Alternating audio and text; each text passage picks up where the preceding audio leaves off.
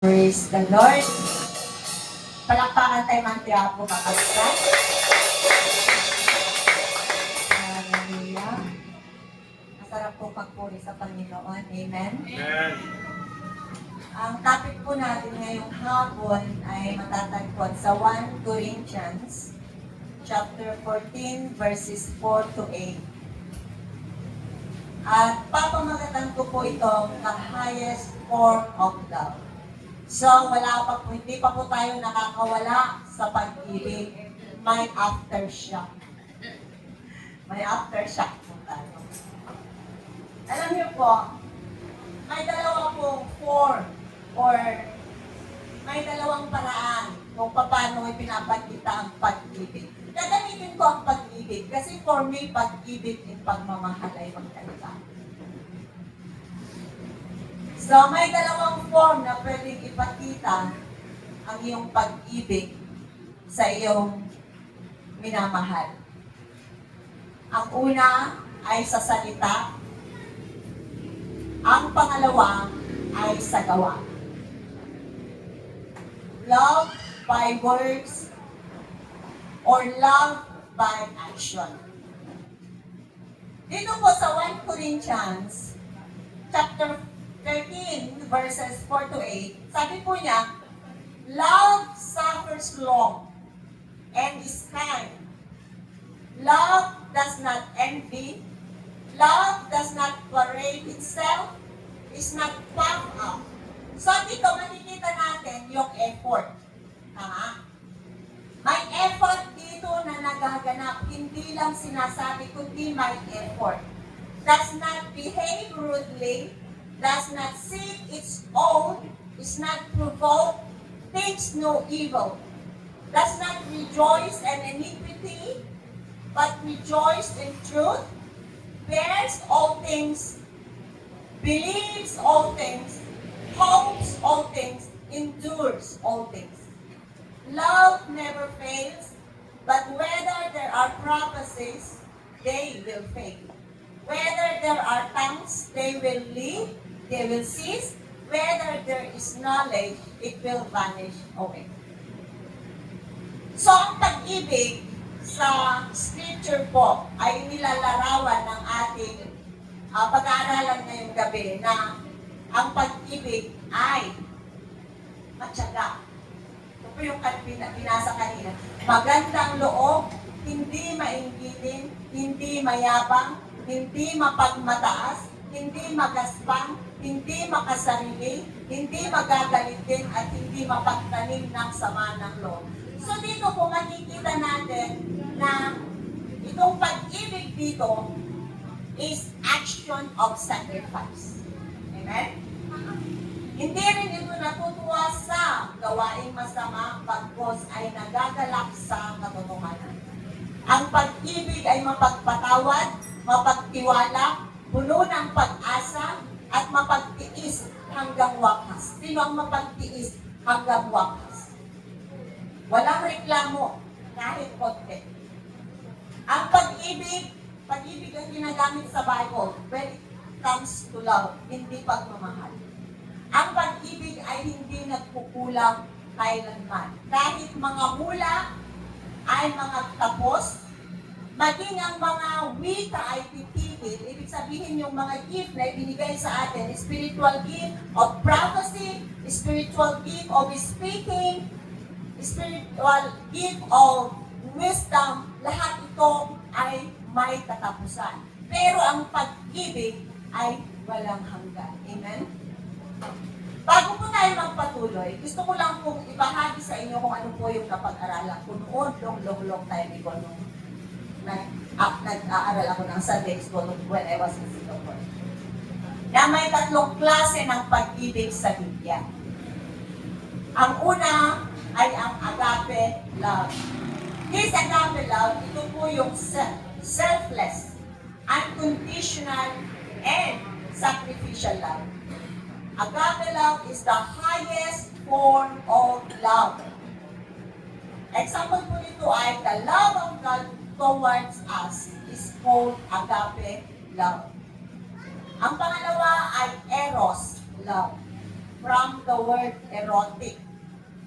Ito po ay inire-represent ng passionate physical desire, often defined as romantic or sexual love. Ang eros love, ito po ay para sa mga couple, sa mag-asawa, sa mag-boyfriend. Actually, hindi naman po pangit o masamang pag-usapan ang physical or sexual love. Because it was designed by God for couple to enjoy themselves with in their marriage life. Pinadudumi lang po ito ng ating mga pag-iisip. So, example po ng eros love is, it's not permanent. Katulad po nung kumakain ka ng mansanas, I love this apple. Muya. Tapos bigla mong tinapon. Is that love? That is example of eros love. At saka may isa pa.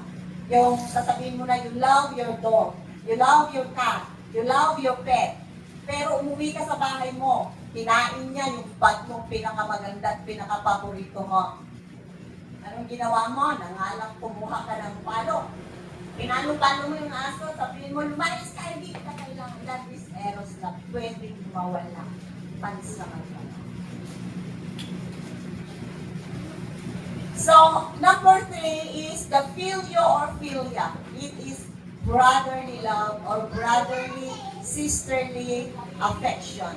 Makikita po natin ito sa Titus 3:15 at Romans 12:10 na sinasabi niya dito, instruction to believers to hold affectionate love for one another. Dito po makikita yung filio or philia. So, may katanungan po ako sa ating lahat, including myself. Which is more close in our character? Agape love, eros love, or filial love?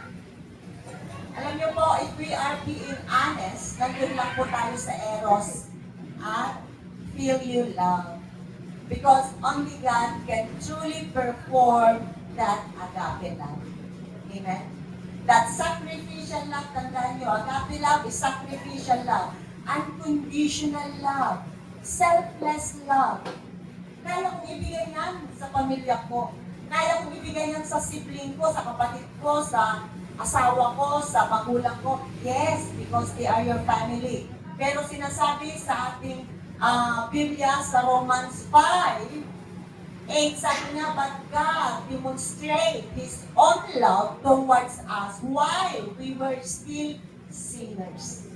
God gave His Son. That is the truly sacrifice. Okay, for example, meron kang kapitbahay na nakulong. Alam mo na innocent siya. Kumbaga, frame up. Alam mo na na-frame up siya. Pupunta ka ba kay judge? Sasabihin mo, judge, ito na lang anak-anak ko ang ikulong mo. Kasi na-frame up yung bata niya eh. I will give my child kapalit ng batang niya. Kasi na-frame up siya eh. Wala siyang kasalanan. Alam mo, wala siyang kasalanan. Bibigay mo yung anak mo? Sino sa atin dito ang magbibigay ng anak niya? Lalo na kung kaisa-isang anak. Sister Amin, Dora Amin, bibigay mo? No one. No one. Only God gave His Son for us. Amen? How much more na alam mo yung tao ay killer or nakagawa ng kasalanan? Paano mo ibibigay yung kaisa-isang anak kapalit ng taong yun na makukulong? Pero sinabi niya sa verse natin na Romans 5:8, but God demonstrates His love towards us while we were still sinners. Christ died for us. That is truly agape love. That is sacrificial love, selfless love, unconditional love. Amen? Actually, we try na magmahal tayo ng walang kapalit. But we end up faith. Kasi kailangan may kapalit.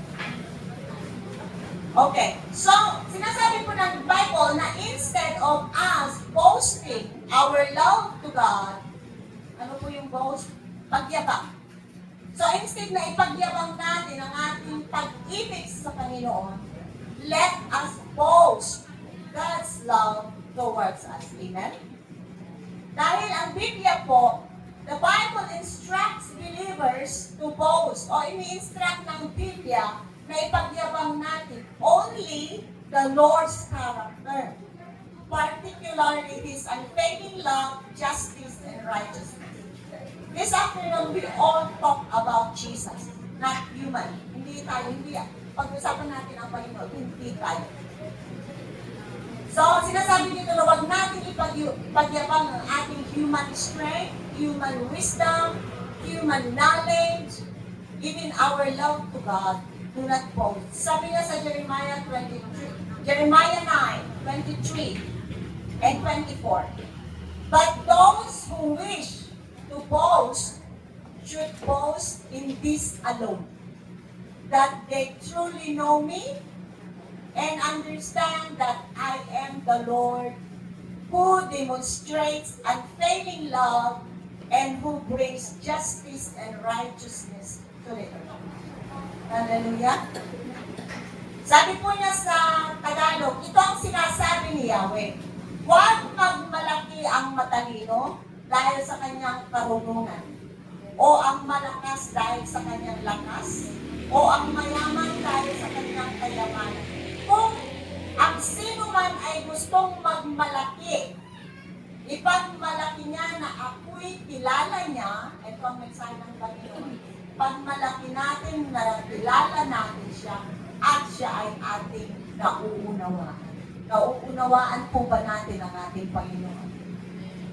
Ipagmalaki niyang alam niya na ako si Yahweh, na nagpapakita ng wagas na pag-ibig, hindi pagmamahal. Pag-ibig, kasi nga magkaiba po ang pagmamahal sa pag-ibig. Ang pagmamahal, paraw-paraw. Ang pag-ibig that is rooted within your heart. Amen? Katarungan at katuwiran sa daigdig. Ito ang mga bagay na kinalulugdan ko, sabi ni Yahweh. So kung gusto po natin mapasaya ang ating Panginoon, boast His love towards you. Amen? Ipagmalaki mo ang pagmamahal niya sa iyo. Amen? Yung sabihin mo lang na ang Panginoong Jesus ay napako sa krus para ako ay maligtas. You are boasting His love towards you. Amen po? Sabi po niya sa 1 Corinthians 1:31, therefore, as it is written, let the one who boast, boast in the Lord. Kung sino man ang gustong magyabang para sa Panginoon. Ipagyabang niya ang Diyos. Amen? Sabi niya sa Psalm 44 verse 8, in God we make our boast all day, and we will praise your name forever. Amen? Ipagyabang na. Pag pinagyayabang natin ang ating Panginoong Jesus as if we are praising His name forever. Amen po? Sabi po niya sa 1 John 3:1, see what great love the Father has lavished on us, that we should be called Christian children of God. Tingnan niyo kung gaano kalaki ang pag-ibig sa atin ng Ama. Tinatawag niya tayong mga anak ng Diyos. At iyan ang totoo. Ito ang dahilan kung bakit hindi tayo nakikilala ng mga makasanlibutan dahil hindi nila kinikilala ang Diyos. Kaya binabaliwala tayo ng mga tao na hindi nakakakilala si Kristo because they don't have connection with our Father. Amen? Masarap pong malaman na we are the children of God. Sinasabi niya dito na tingnan mo kung gaano kalaki ang pagmamahal sa iyo ng Ama. Binigay niya sa iyo, lavish. Ano yung lavish? Sobra-sobra. More than what you need. More than what you can ever receive. More than that. Amen? Sabi po sa verse 8, ito po yung sinabi niya dito na matatapos ang kakayahang magpahayag ng salita ng Diyos. Ito po yung prophecy. Titigil din ang kakayahang magsalita ng iba't ibang mga wika. Even the gift of tongue, matatapos. Mawawala ang kaalaman whatever we have in our mind, in our heart, ngunit ang pag-ibig ay walang hanggan. Ito po yung agape love. This is the agape love. Tunay na pag-ibig. Permanenteng pag-ibig. Hindi tayo kagaya ng spiritual gift na may katapusan. Bakit may katapusan ang spiritual gift? Sabi makikita natin dito na love never fades. Ang pag-ibig ng Diyos ay hindi mawawala, hindi magmamaliw, hindi haanlag-baw-baw, hindi pumapalya. So ito ang pinakadakila dahil ito ang katangian ng Diyos na mananatili magpakailanman kahit sa langit. Ang mga prophecy, yung mga nagbibigay ngayon ng mensahe from God, o ang mga salita, o ang mga wika, kahit yung mga gift of God, every gift, every spiritual gift, mawawala yan. But only the love of God remains. Amen? Amen. Bakit? Kasi kailangan lang natin yung mga prophecies, mga gift of God while we are in this world. But when we are in heaven, we don't need it. We only need that love. Because we will face the Lord face to face. Makakasama natin ang ating Panginoong Jesucristo. Sabi niya, ang mga kaloob na ito ay lilipas kapag dumating na ang ganap o ang pagbabalik ng ating Panginoong Jesucristo, kung saan hindi na kailangan ang mga kaloob dahil makakapiling na natin ang Diyos ng mukhaan. Ibig sabihin, face to face. Tanging ang pag-ibig ang pinakamahalaga at tanging mananatili. Kaya sa mga may asawa, may boyfriend, may girlfriend, huwag kayong papayag na sabihan kayo ng minamahal kita. Kailangan iniibig kita. Magkaiba po yun. Amen? Hindi nyo siguro napapansin, but there are two different words and different meaning. Magkaiba po yun. Pag minamahal kita, mas lang ay parang pa. Parang yung gano'n, eros lang. Ay, erosyo. Parang gano'n. Pero pag sinabi iniibig kita, parang ay agape. Amen? Yung brother, pwede ito damdama. Agape yung mananakin ni Sister Marceline. So, ang pag-ibig ang pinakamahalaga at tanging mananatili. Amen? Ano ang sabi sa Psalm 136 verse 1? Give thanks to the Lord for He is good. His love endures forever. Walang katapusan ang pag-ibig ng Diyos. Matagal na tayong patay, ang pag-ibig ng Diyos nandun pa rin. Amen? Hindi yan mawawala. So the highest form of love is none other than the love of God for all of us. Bakit? It is eternal, unchanging, redeeming. Besides yung kanina na sinabi ko na selfless love, unconditional, and sacrificial. Ito po yung characteristic ng pag-ibig ng Diyos. Sacrificial, unconditional, unchanging, selfless, eternal, and redeeming. Ulitin ko po. Sa Romans 5:8, ang sabi niya, because while we were still sinners, Christ died for us. Ito yung panahon na hindi pa natin kilala ang Panginoong Jesucristo. Ito yung mga panahon na nandun pa tayo sa kadiliman. Ito yung mga panahon na gumagawa tayo ng mga kabulastugan na wala tayong pakialam sa ating Diyos. God sent His Son for us all. Amen? And Jesus obeyed. Anong ginawa niya? Wala siyang ginawa kundi ang sumunod. Jesus obeyed. Bakit siya sumunod? For us all. Amen? Sacrificial. Diba, mula ang pagkatubig na yun, di ba kaya? No sacrificial. Panay tabili. Diba?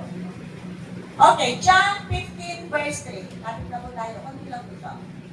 John 15:30. Greater love has no one than this, that someone lay down his life for his friends. Sinasabi po dito na the highest form of love is laying down one's life And this is the cornerstone of the gospel. Ito po ang pinaka-sentro, pinaka-puso ng gospel ng ating Panginoon. The sacrifice of Jesus on the cross. Amen? So makikita po natin sa ating pag-aaral na love is not a feeling. Pati sabi nga, love is not a feeling. Love is not a feeling. It's an action It's an action. of self-sacrificial service. Self-sacrificial service. Amen. Hindi lang po action. Hindi lang basta action. Sacrificial service. Amen? Saan ka ba makakakita ng self-sacrificial service? Kung nakakita ka, iti asawa, nga nabanbanno, kung isupay lang tag laba, isupay lang tag luto, isupay lang tag sato, isu ang amin, that is sacrificial love. It's all in action. Siguro at baka niya yung asawa na isupay lang ang luto. Di ba? Tungtongin. That is, love is not a feeling. Hindi po, ang pagmamahal, hindi po ito feeling. Ito po ay action of self-sacrificial service. It highlights that the greatest love is not in human. The greatest love, hindi po natin ito manghahanap kahit kailan sa kahit na kaninong tao. The greatest love is the divine love of Christ for humanity. Amen? Ito po yung totoong pag-ibig. Kasi marami yung mahal mo ngayon. Pag bumaho yung kanyang kilikili, yung so, God's unconditional love, that agape love that saves us. At dahil naiintindihan natin na God's love is unconditional, pwede natin unti-unting gawin ito sa ating kapwa-tao. Pero it requires sacrifice. Kasi nga sinabi niya sa ating unang verse, anong sabi niya sa ating unang verse? Love suffers long. Love suffers long. Haan naman pala, hindi pa pwedeng magsasuffer ka lang ng isang beses. Love suffers long. Magtiyaga ka. So, huwag magreklamo sa inyong mga asawa, ha? Magtiyaga. Amen? Kasi sinasabi niya, the agape love that saves us. This is God's unconditional love. At dahil we now understand this love, pwede natin i-extend ito ng unti-unti sa atin, mga minamahal sa buhay. Dahil sa totoo lang, kahit sa ating mga minamahal sa buhay, maiksi yung ating pasensya. Lalo na, kapag may ginagawa ka, nahihirita ka sa sinasabi, maiksi yung pasensya natin. Agree po? Maiksi yung pasensya natin. Hindi tayo yung malawak o mahaba ang ating mga pasensya.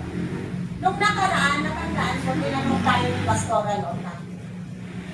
Parang si Pastora Lorna, yung sinabi niya, do you love Jesus? Tama ba, Pastora? Do you love Jesus? Tinanong niya sa atin.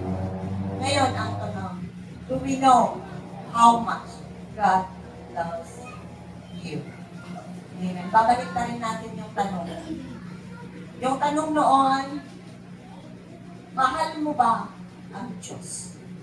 Ngayon ang tanong, alam mo na ba kung gaano ka kamahal ng Diyos? Amen? Kasi sinabi niya na He gave His only Son for you and me.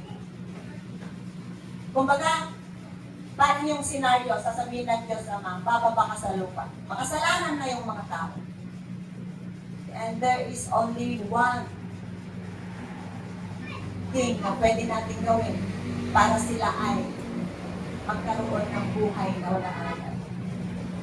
Sasabihin at sinabi ng Panginoon, kailangan mong bumaba, kailangan mong magsako, kailangan mong gawin ang mga bagay na ito. Kaya mo ba?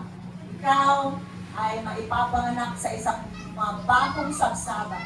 Ikaw ay mapapako sa krus. Ikaw ay malalatigo ng may kawit. Ganito ang mangyayari sa iyo. Agree ka ba? Sabi ng Panginoong Jesus, Father, send me. I will do your will. Amen? Pag nagbabasa po tayo ng Biblia, minsan gamitin natin yung ating imagination. Pag na-imagine ko yun, na parang nag-uusap ang ating Panginoon. Parang sinasabi niya, Father God, ako ang parusahan mo. Huwag mo silang parusahan. That is truly love. Amen? Yun ang totoong pag-ibig. Brother Freddy.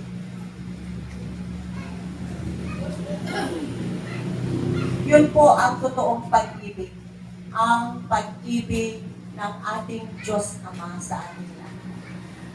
As we sing yung with all I am,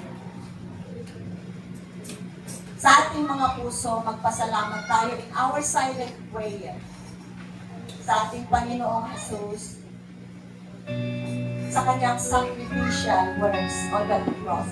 Dahil without that sacrifice, we are beyond in heaven right now. Hallelujah.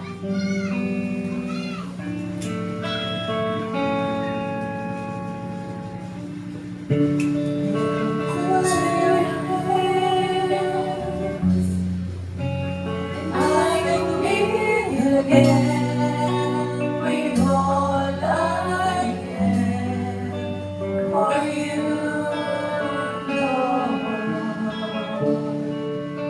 You hold my world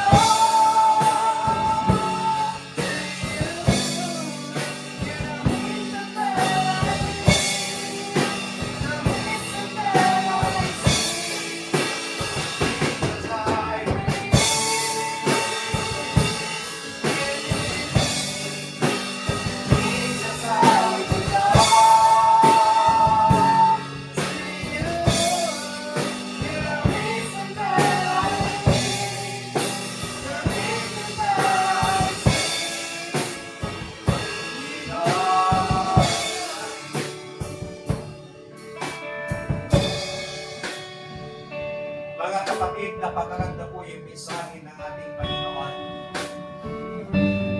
Kung mahal natin ang Diyos, bilang sana sinasabi natin na mahal natin ang Panginoon, magipakita natin ito sa pamamagitan ng ating mga gawa. Kung ang ating Panginoong Hesus ay nagawa niyang mag-sacrifice para sa atin dahil sa labis niyang pagmamahal sa atin, naway magawa din nating mag-sacrifice ng ating pagmamahal sa ating Panginoon. Hallelujah. Hayaan po natin na pag-ibayuhin pa, palaguin ng banal na Espiritu ang ating pagmamahal sa Diyos mula sa hapong ito. Hallelujah. Oh, we praise you, Jesus. Thank you, Lord.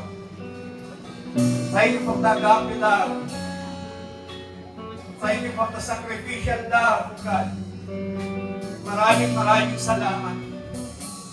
Ang aming panalangin, Panginoon, sa hapong ito.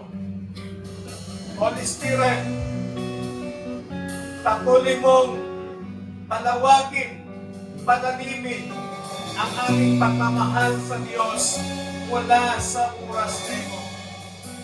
Holy Spirit, bigyan mo kami ng kakayahan na matuto kami mag-sacrifice para sa aming Panginoon. Tulungan mo kami, banal na Espiritu, na ipakita at patunayan sa Diyos kung gaano namin siya kamahal. Na hindi lamang binibigkas ng aming mga labi ang salitang I love you, Lord.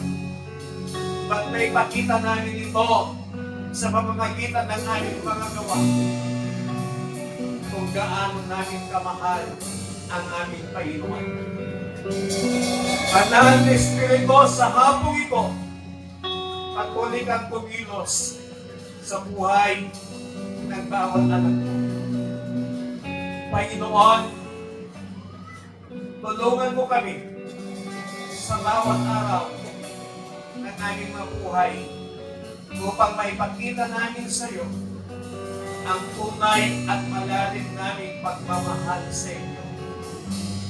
Marami pong salamat, Panginoon, at tulungan mo kami na hindi magiging makasarili ang pagmamahal namin, Panginoon,